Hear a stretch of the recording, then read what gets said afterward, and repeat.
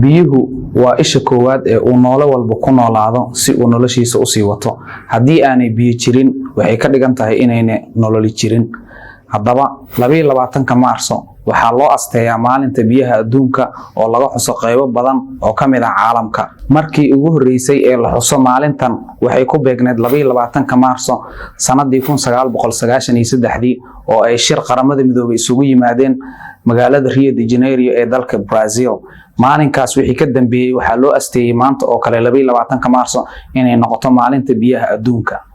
meerahan aynu ku noolnahay ee dhulka wuxuu u qaybsamaa qayb biyo ah iyo qayb qalalan. qaybta biyaha ah ayaa waxa ay ku matashaa tiro la eg 71%.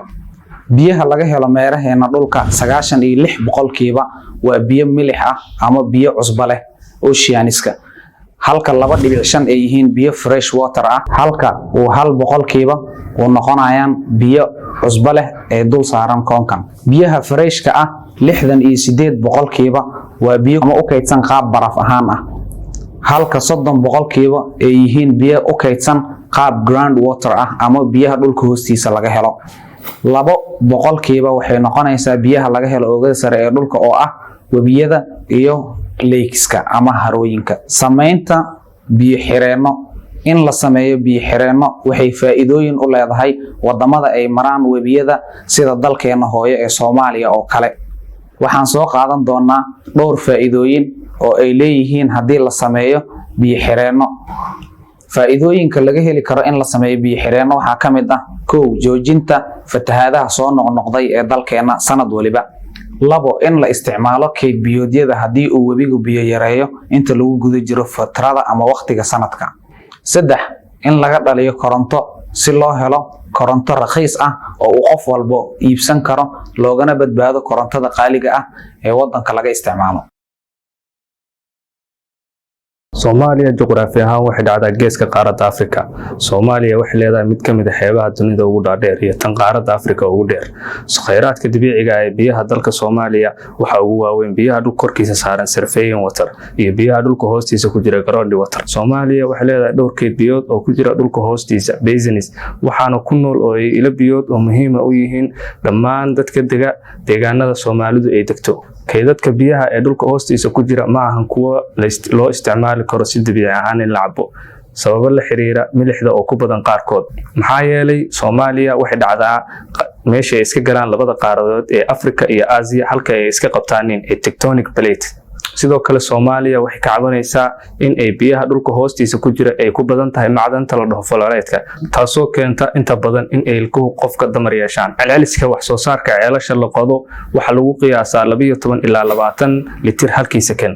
sidoo kale khayraadka dabiiciga ah ee biyaha Soomaaliya waxay leedahay biyaha dhulka korkiisa saaran ama surface water, waxaana ka mid ah biyaha webiyada.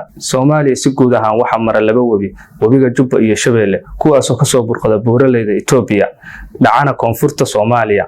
biyaha labada webi ma ahan biyo ku habboon in si toos ah loo cabo maxaa yeelay wasakhda oo fara badan iyo dhulka aan lahayn warshado sifeeya biyahaas oo dadka soo gaarsiiya. sidoo kale Soomaaliya waxay leedahay biyaha la dhaho lakes ama harooyinka.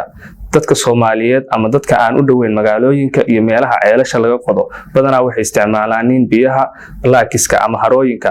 biyahaasoo badanaa wasakhaysan sababtoo ah dharka ayaa lagu dhaqdaa, dadka ayaa ku qubaysta, marmarka qaarkoodna xoolaha ayaa ka caba. sidaas darteed waxay keenaan cudurrada khaasatan kalooraha. sidee xal loo heli karaa mashaakisha ku geedaaman ilaha biyaha ee dalkeena Soomaaliya? waxaa mid soo qaadi doonaa ilaha biyaha. waxaan ugu horeysiinayaa biyaha dhulka ku jira ama loo yaqaano ground water, maadaama ay tahay isha ugu muhiimsan ee dadka Soomaaliya biyaha ka cabaan. daraasad lagu sameeyay waqooyiga Soomaaliya ay sheegtay in 287 ilbiyood laga helay ay ku badan tahay biyaha dhulka ku jira ama loo yaqaan ground water. laakiin biyaha dhulka ku jira maaha biyo nadiif ah. waxaa xiga biyaha dusha mara ama loo yaqaan rivers. sidoo kale biyaha riverska ama biyaha dusha mara biyo la cabi karo maaha. sida awgeed waxaa muhiim ah in loo sameeyo warshado biyaha safeeya si loo isticmaalo ama cabitaan ama waxyaabaha kale. ta saddexaad waxa weeye water lakes ama loo yaqaano harooyinka biyaha. sidoo ogsoonahay horooyinka biyaha waxaa isticmaala badanka dadka ka fog biyaha riverska ama aan haysan ceel biyood, taasoo sababtay inay isticmaalaan horooyinka.